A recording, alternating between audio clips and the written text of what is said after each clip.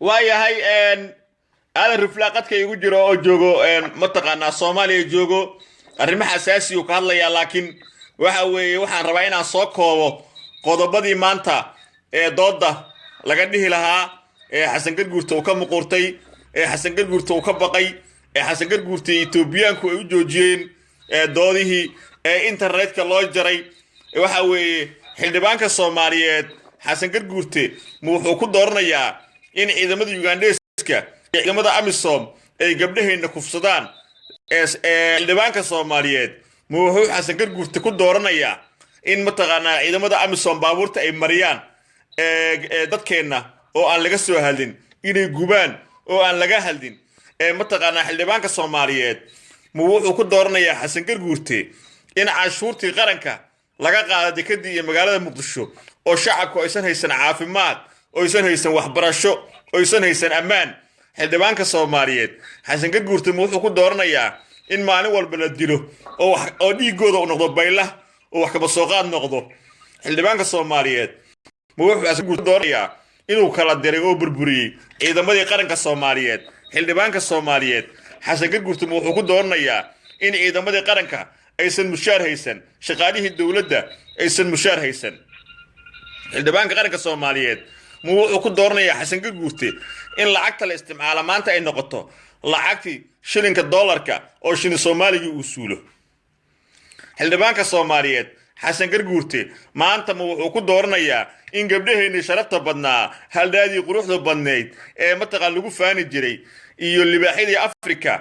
gabdhahoodii in Sacuudiga iyo Carabaha laga iibiyo qadaamooyin noqdaan miyuu mataqaanaa xildhibaan ku dooranayaa wuxuu ku dooranayaa xildhibaanka Soomaaliyeed in wiilashii gabdhaheena tahriibay qurbaha u tahriibay rafaadka maray in la yiraahdo dalka dib hal loogu soo celiyo iyagoo aan hamigooda yoolkoodii gaarin miyuu lagu dooranayaa waxa xildhibaanka Soomaaliyeed oo Xasan Garguurta ku dooranayaa in Itoobiya oo xaj ka dhigto oo subax iyo habeen u soo dhoofo wuxuu xildhibaanka Soomaaliyeed Xasan Garguurta ku dooranayaa in madaxii oolaha doorashooyinka uu ka dhigto General Gabra wuxuu xildhibaanka Soomaaliyeed Xasan Garguurta ku dooranayaa intaasoo qursi wuxuu ku dooranayaa Xasan Garguurta in dadkeeniyo lagu dhameeyo liido uu shaah iyo sharaab ku dul cabo ciidamadii kobihii ciidamadii Kenyaankana oo u sajuudo kuwaasoo ku dooranayaa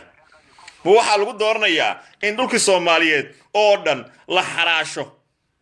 oo hantidii maguurtada ahayd la xaraasho oo dhulka airportka la iibsado oo kii bangiga caymiska la iibiyo oo carwada taleex la iibiyo oo warshadii baasada la iibiyo oo baarlamaankii hore xaruntii baarlamaankii hore la iibiyo oo xaruntii xisbiga la iibiyo oo NA la iibiyo oo mataqaanaa ajabiyaashii shidaalka la iibsado oo hoteeladii la iibiyo oo meel walba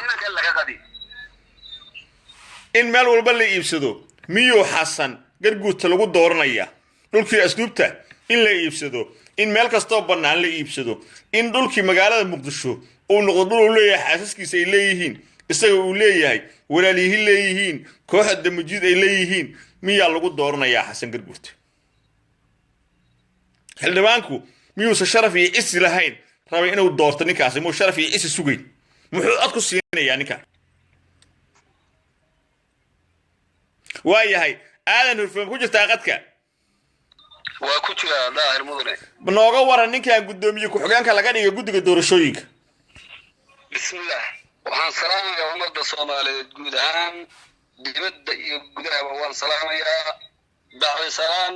waxaan leeyahay qayladaan waa wareey waxaan leeyahay ninka la yiraahdo Fartaag Abdullaahi Sheekh Ismaaciil Fartaag baan rabaa inaan ka hadlo arrintiisa oo ka tirsan guddiga doorashooyinka Fartaag wuxuu ahaa 93kii xabashidii ka soo gudubtay gado ninkii wakiilka ah xuduudda ilaa xaaladda haatan waa laba sugidda Itoobiya ka mid yahay waxaan rabaa inaan markaati gashado meedii ay ka daawan doonaan ama ka dhageysan doonaan dhaqanka gobolka gado ismadoodii kursigan markii Fartaag sanadka uu soo qaadanayay waxay u tageen hoos jooga Axmed Murade waxay ku yiraahdeen kursigan waxaa leh xilintan reer hebel أحمد نور يري إثيوبيا فرتاج كانتي من فرتاج أنا هذا وسيلة أنا كرسي قال لي قال لي وعنكم مرقات قشنا يا صدن يلح أو هاي طقامات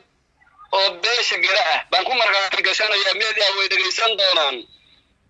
فرتاج هو نيك لما كاي لما حوق الدولة الصومالية وهرادو دي محابيس أي كوي لقلو يتسمع عدك اسمه الآن وكذب بحوق الدولة الصومالية وعن لها قد دورشة الصومالية وبرلمان كوهي صوت دورتين هدو فرتاقو كاي حيوان هلاك سني ورقورنا مسكعنا لك قبصدا ورقورنا إثيوبيا أي فيلا صوماليا حكم كالله دورنا يا إمام الشا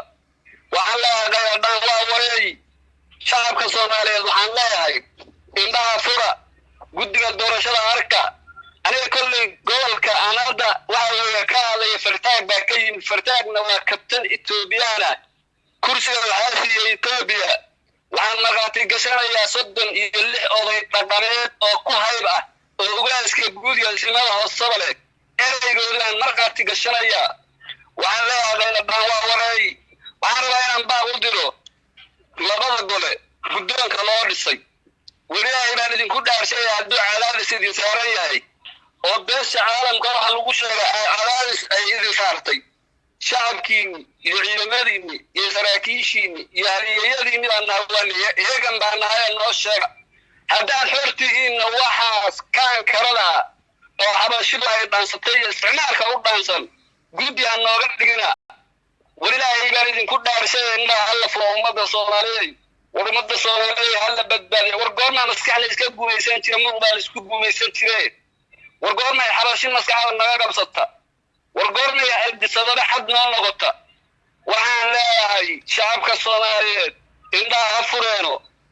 قدين كالله قلوا وعن لاهي حدين الذي هيستين حر أي نوشاق هذا الحرتهين وعن أركينا وعرقنا وحكي بدلا ساوي والي وما سنتهي انت waxaan ku darayaa war degdeg oo hadii soo gaaray warkaas waxa uu sheegayaa in damajuudka ay qiyaaniyeen Itoobiyaanka sardoonkooda dajiyeen in ilaa la gaaray maalinta doorashada ee 8 bisha ay socod doonaan oo ay abaabuleen qaraxiis daba jooga iyo dilal in laga geysto magaalada Muqdisho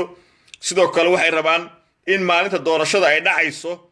ee 8 bisha ay saraakiisha ciidamada booliiska iyo nabadsuguda iyo martay intuba dhahaan ka soo baxa furmaha kadibna qalqal dhaco iyo qaraxi ay dhacaan waxay doonayaan in inta ka horeysana beesha caalamka laga shaqeeyay inaysan madasha doorashada ay ka dhacaysa ay si imaanayso goobjoog u noqon si loo yiraahdo ammaanka ayaa faraha ka baxay oo ammaanka waxba kama qaban karno qorshooyinka ayay wadaan oo beesha caalamka lagu qalqalgelinayo oo la rabo in ay doorashada ka soo qayb gelin aag la furo ay xabada dhacaan buuq la sameeyo kadibna doorashada lagu shubto qorshaha ay damajiidinayso Isardoonka Itoobiya si wadajir ay u daadihinayaan maalmaha soo socday laga bilaabay caawi bari ayaad ogaa doontaan in qaraxiye iyo dil ay bilaabi doonaan iyo xaalad abuur ay ammaan ku qalqal gelinayaan wabillahi tawfiiq wa salaamu calaykum wa rahmatullahi wa barakaatuh